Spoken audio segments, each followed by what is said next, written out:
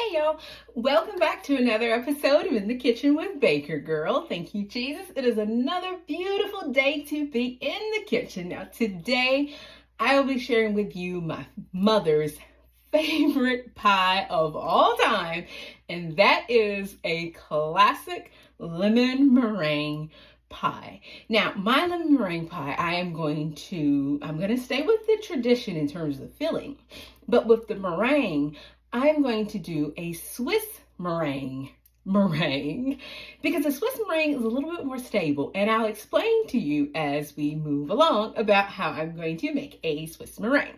So before we jump into the video, don't forget to like and subscribe, and please follow along because on my channel I share with you various baking tips, cooking tips, different things that I think you guys might find interesting and helpful. So if you are interested, please don't forget to subscribe. And let's jump into the video. Now, before I get started on my filling, I have here one 9-inch pre-baked pie shell, and this is my all butter pie crust. I will leave a link in the iCards. And instead of just blind baking it, as I show you in my apple pie video and my sweet potato pie videos, where you just blind bake them, you partially cook them. This pie crust is completely baked. So, I mean, it's ready to go.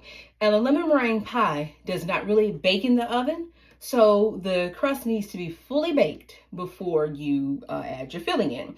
So I've already got that nicely baked. It's nicely golden. And I know it's nicely golden because it's an all butter pie crust, so I can actually take it out of the shell and see what's going on underneath. So one thing I do want to say, by the way, about an all butter pie crust, they have a tendency to lose their definition because of the butter. If you use a pie crust that has shortening in it, it will hold the definition better. However, shortening has no flavor, and butter is where all the flavor is. So that's why I use an all butter pie crust. But if you want a pie crust to hold its definition, you can swap out some of the butter for some shortening if you want to use shortening. But no shortening in my pie crust. This is all butter. And don't forget to click the link so you can see the video with the recipe included. Okay, so set my crust aside, and now let's talk about the filling. Now here I have lemons, and I'll use fresh lemons. Bottled lemon juice just won't give you the same bright lemony flavor, and sometimes it can be overwhelmingly sour